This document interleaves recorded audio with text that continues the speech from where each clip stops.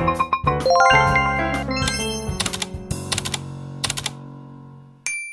dari UPTD di satu tugas dari UPTD di Jaya kurang lebih menyelesaikan sampah di sepanjang aliran sampah di sepanjang aliran Sriwijaya, Desa Sriwijaya, dan beberapa lokasi mulai berkunjung. 21 Februari 2005, setelah didahului letusan, jutaan meter kubik sampah longsor menimbun puluhan rumah, mengubur lebih dari 8 hektar kebun dan lahan pertanian, serta menewaskan lebih dari 140 orang. Tragedi longsor ini dipicu manajemen pengelolaan sampah yang buruk. Tempat pembuangan akhir Lewi Gajah merupakan menggunakan sistem open dumping. Artinya, sampah dibuang dan ditumpuk begitu saja. Longsor ini merupakan tragedi terbesar kedua di dunia.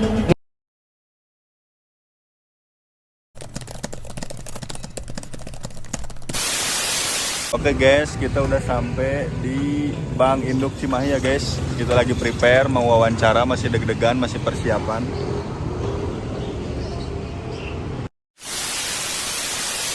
Bank Sampah Cimahi itu terbentuknya tahun 2014, tepatnya di bulan Oktober ya. Nah, terjadinya Bank Samici itu karena penumpukannya yang ada di TPA gitu, yang tempat pembuangan akhir ya.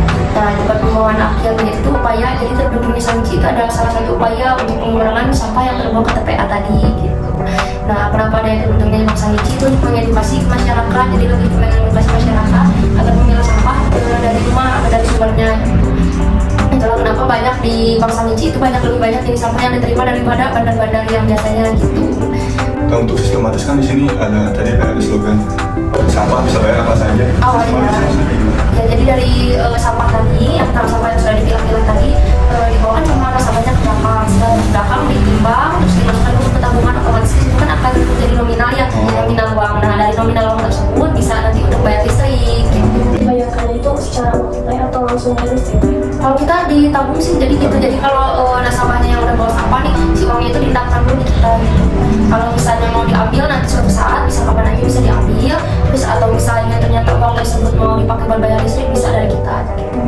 Berarti masyarakat bawa sampah dari rumah tuh udah disortir atau disortir di sini? Udah disortir dari rumah, udah terpilah. Makanya sebelum nasabahnya nabung ke kita, biasanya sama kita dikasih edukasi dulu kayak jenis sampah apa aja yang diterima gitu.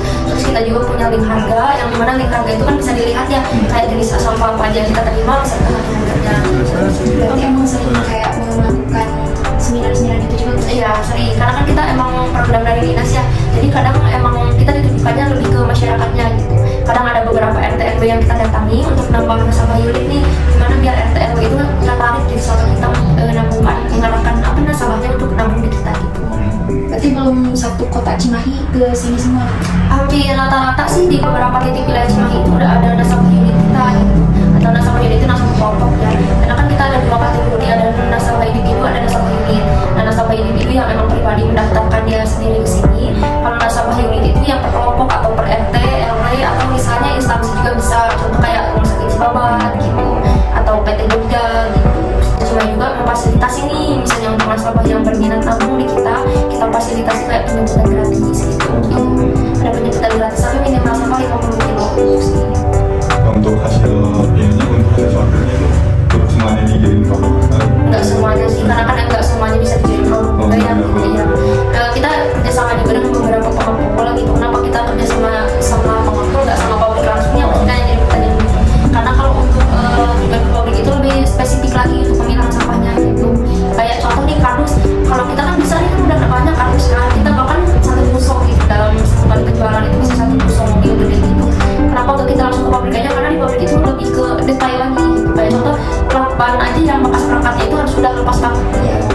Ini masalah aktual seperti apa yang saat ini menjadi penggerak sampah Induk Cimahi? Yang permasalahannya itu lebih ke masyarakatnya sih, mengedukasi ke masyarakatnya itu yang lebih susah gitu. Karena kan masyarakat tuh gak mau ribet ya, gak mau ngilang lah dari rumah, ya udah sampah digabung-gabungin, udah langsung aja buang ke TPA. Sedangkan resikonya buang ke TPA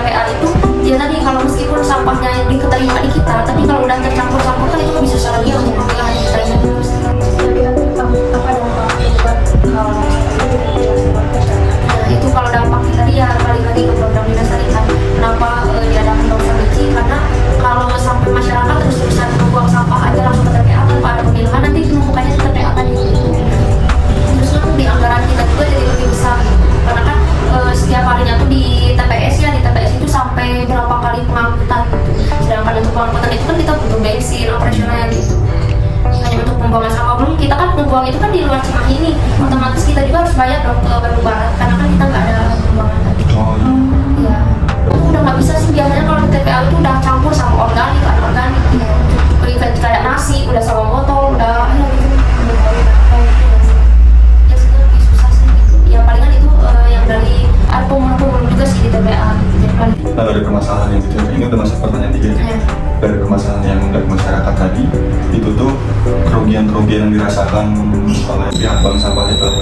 Kalau untuk rugi sih sebenarnya di kita nggak ada sih. Iya, cuma lebih ke kayak gini, tujuan terbentuknya bank sampah itu jadi tidak tercapai loh visi misinya. Karena kalau untuk kerugian untuk masyarakat sekitar, untuk masyarakat sekitar ya mungkin dari dampaknya ke lingkungan sendiri sih. Kan itu kan kayak contoh ngebuang sampah sembarangan aja, misalnya tanpa mau dipilah atau di apa namanya di daerah itu kan otomatis nanti jatuhnya ke sungai kayak gitu.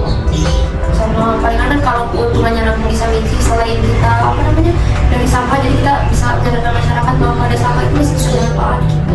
Selagi kita masih mau mengelolanya dengan baik gitu sih.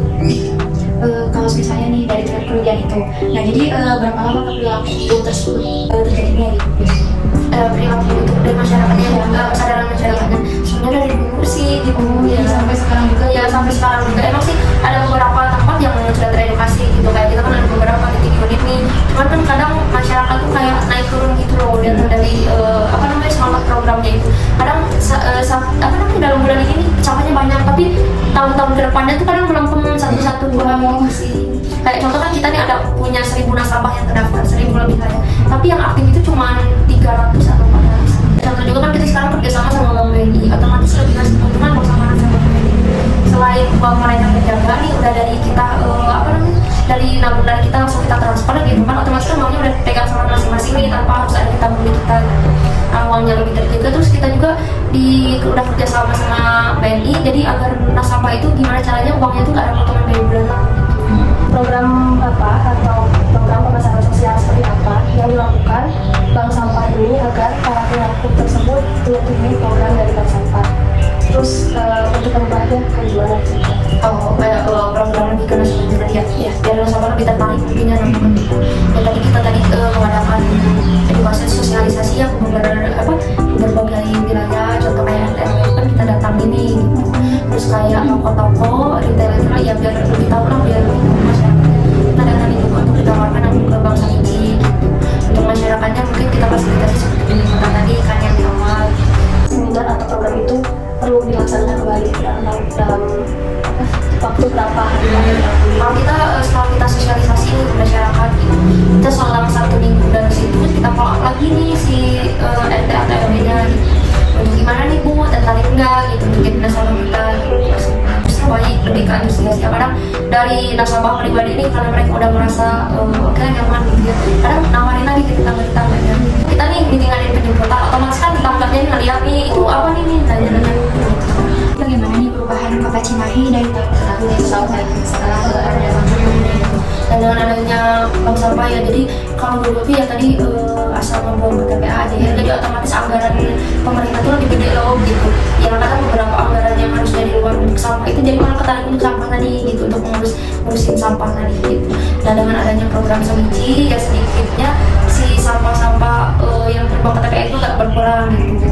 Terus kayak kita juga kan pemerintahan itu selain organik dia ada anorganik juga ya, yang anorganiknya diolah juga jadi mamut itu ada di Kira-kira kalau misalkan tidak ada dampaknya balik lagi ke yang sebelum ada program kita tadi ya, sampah yang kita tumbang ke TPA itu banyak sih. Apalagi kayak contoh nih TPA itu kan sekarang udah penuh ya gitu.